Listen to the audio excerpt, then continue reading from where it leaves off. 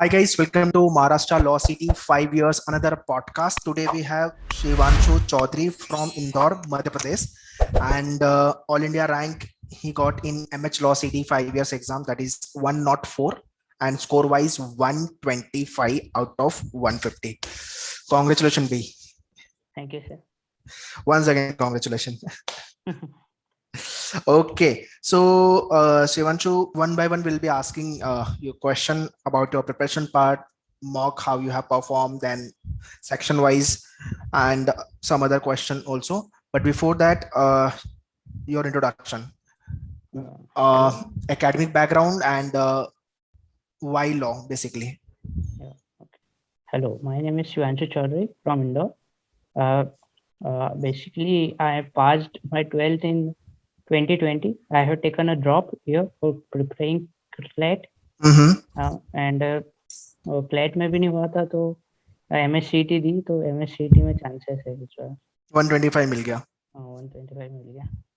अच्छा, क्लैट की प्रिपरेशन कितनी हेल्प की आपकी एमएससीटी में? सर बेसिकली CLAT की प्रिपरेशन आप जीके में कह सकते हैं हेल्पफुल थी और इंग्लिश में. बाकी तो पैसेज बेस्ड पैसेज रहते हैं वहाँ पर तो ज़्यादा इतना कह नहीं राइट, सकते. Right, right. जीके में ज़्यादा हेल्प की. Okay. Yeah, why you chosen your career into the law? Frankly telling मेरा कोई ऐसा प्लान नहीं था लॉ करने का. Mm-hmm. मैं 2020 में आफ्टर हमारी एग्ज़ाम के बाद कोविड लॉकडाउन हो गया और ये सब. तो लॉकडाउन में मेरे एक दो दोस्तों से बात हुई, उनसे मुझे गाइडेंस मिला तो फिर मैं थोड़ा लॉ के साइड इंक्लाइंड हुआ करने. अच्छा. ऐसा कुछ ओके. पहले से प्लानिंग कुछ था नहीं ऐसा लॉ करने. घर वाले ने तो पुश नहीं किया ना कि तुझे नहीं लॉयर लॉयर ही बनना है? नहीं ऐसा कुछ नहीं था घर वालों के. अच्छा, great. When you heard of MS law सीटी एग्जाम? 2020 में भी पता था लेकिन वो डेट निकल गई थी तो फॉर्म नहीं भर पाया. ओके. तो 2021 में फिर बहुत सी चीज़ों से पता चला मुझे. आपका मैनुअल प्रोग्राम भी देखा था मैंने तो वहाँ से भी पता चला. यू मेंशन्ड अपने जीके का कुछ पीडीएफ्स वगैरह भी चेक हाँ, किया था एंड ऑल. जीके के पोस्टर्स, वो static GK 1000 questions. Hmm. And frankly telling उसमें से बहुत से क्वेश्चंस आए थे सर. क्या बात है. Thank you, thank you. Static के तो बहुत ज़्यादा उसमें से. स्टैटिक के सबसे ज्यादा इस साल स्टैटिक के क्वेश्चन ज्यादा थे, नो डाउट. हाँ, क्वालिटी और तो भर उसमें भर के से था. भी मैनुअल में से भी थे बहुत से.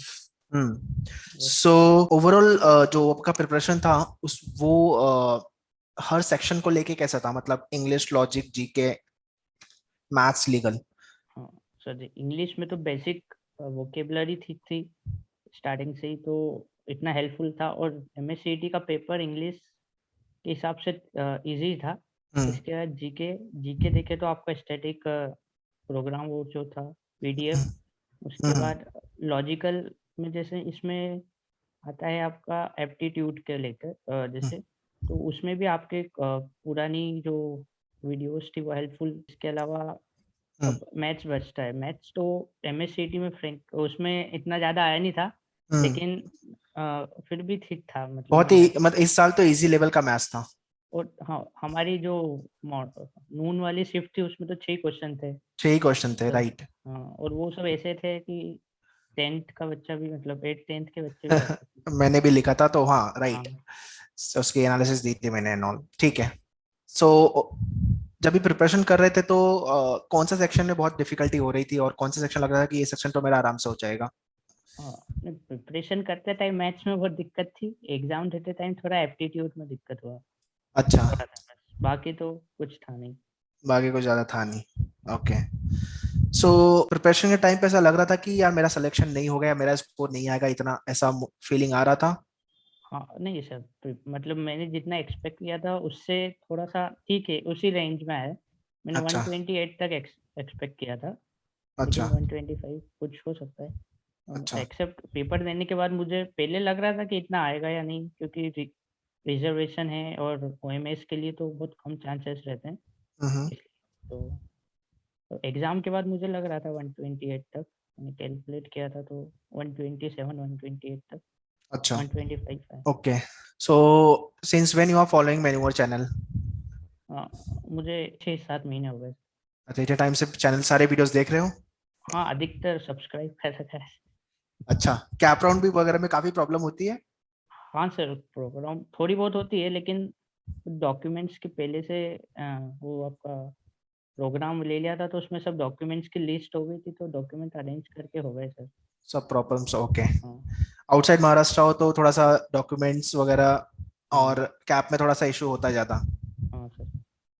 ओएमएस स्टूडेंट ओके, ठीक है। अभी तो कैप चालू हो गया है एंड हाँ कि वीडियोस आ रहे हैं चैनल्स पे भी with regards to cap round, so keep on watching. MSCT का ये दूसरा टास्क है, मतलब पहला तो एग्जाम क्रैक करना, पहला दूसरा कैप राउंड में मेहनत करनी है, तब उसमें जाके एडमिशन मिलेगा आपको जीएलसी हाँ आईएलएस में। Yes sir. Okay, during your जब भी आप एग्जाम लिख रहे थे एक्चुअल एग्जाम, क्या लगता है आपने कोई मिस्टेक्स वगैरह की थी जो दूसरे लोगों को नहीं करनी चाहिए? हाँ मैं बता देता हूँ। हाँ, मैंने एक दो क्वेश्चंस थे, वो बहुत सिली क्वेश्चंस है, लेकिन मेरा मतलब पहले आंसर सही मार्क किया था, दूसरी बार सोचा तो गलत मार्क हो गए, और उससे मुझे लगता है एक दो मार्क उसके असर हो गए। हाँ दो तो हाँ, जीके के क्वेश्चंस थे उसमें से, और एक इंग्लिश का था। अब मुझे अच्छा। पता चला कि वो ठीक हो सकते थे, तो और मार्क्स अच्छे आते हैं उसमें। क्यों रॉन्ग हो गया, इंग्लिश जल्दी में जल्दी में या नहीं नहीं, मतलब मैंने पहले सही मार्क करे, फिर मुझे लगा डाउट हुआ, तो फिर मैंने दूसरी बार चेक करा, तो दूसरी बार में गलती हुई है, तो इसलिए ज़्यादा सोचना भी ओवर थिंक करना अच्छा नहीं है। हाँ, ओवर सो थिंकिंग। जितने लोग ये पॉडकास्ट देख रहे हो, so kindly be careful and do practice same in your mock when you are writing the mock. तो ये सब चीजें प्रैक्टिस करो, जो भी गलती है मॉक में करो यार, मतलब एग्जाम में नहीं करना, वहां हाँ तो मार्क्स गया एग्ज़ाम तो गया। 1 साल की बात हो जाती है। एक साल की बात हो जाती है, एक साल बाद सीटी का एग्जाम आएगा, हम्म, तो we can't take risk. Hmm, okay, so जितने भी लोग अभी लॉ एंट्रेंस की तैयारी कर रहे हैं एमएससीटी को लेकर के 2022-23, उनको कुछ टिप्स और session you want to give? हाँ यदि फ्लैट स्पेसिफिक चाहिए तो रीड न्यूज़पेपर, हम्म उससे अच्छा आपका कोई दोस्त हो नहीं सकता। हम्म उसके सब्सक्रिप्शन ले लो, ऑफलाइन नहीं आते बहुत सी जगह, जैसे मेरी अभी ऑफलाइन द हिंदू नहीं आता था, तो हम्म ऑनलाइन सब्सक्रिप्शन लेके रखा है मैंने। हम्म तो ऑनलाइन सब्सक्रिप्शन के साथ साथ द हिंदू के अलावा द इंडियन एक्सप्रेस भी पढ़ो, उसकी लैंग्वेज थोड़ी इजी रहती है। हम्म बिगनर्स के लिए द इंडियन इंडियन एक्सप्रेस से शुरू करना ठीक रहता है, फिर आप जब एवरेज हो जाओ तो द हिंदू पे शिफ्ट कर सकते हो। मैंने भी ऐसा ही राइट। किया था। तो हम्म क्लैट पे M S C T specific क्या क्या कह सकते हैं, जैसे कि आप स्टैटिक के वीडियोस देखिए, हम्म क्योंकि स्टैटिक बहुत आया था इस बार, तो हम्म मुझे लगता है स्टैटिक करंट से ज़्यादा आया था इस बार। पॉलिटी वाले क्वेश्चन ज्यादा थे। क्वालिटी वाले बहुत ज़्यादा, यस। ज्यादा थे। Okay, that's all. Okay, so if I summarize entire podcast from Sudhanshu side, तो फर्स्ट ऑफ ऑल तो अपनी जनरल में बोलता हूँ कि जल्दी से थोड़ा प्रायरली प्रिपरेशन चालू करो। 2020 में भी आपने लिखा था सुधांशु, फिर 2021 में वापस से लिखा, राइट? हाँ देन यू हैव हाँ, crack it. Yes sir. So थोड़ा जल्दी प्रिपरेशन चालू करोगे तो टाइम बच जाएगा, मतलब नहीं तो क्या होगा कि ईयर वेस्ट करोगे, which is not advisable. Second, do aware of the syllabus properly and follow the syllabus with regards to the exam। मतलब अभी क्लैट प्रिपरेशन की अच्छी बात है, बट सीटी का सिलेबस क्लैट का सिलेबस थोड़ा सा अलग हो जाता है, और वे ऑफ हाँ टाइप्स ऑफ द क्वेश्चन भी थोड़े अलग हो जाते हैं। मतलब comprehensive type of the question आपको क्लैट में मिलेंगे, सीटी में ऑब्जेक्टिव मेनली होता है। तो दोनों का way of attempting paper is different, so both are different ball game basically. हर एग्जाम अलग तरीके से अप्रोच होना जरूरी है।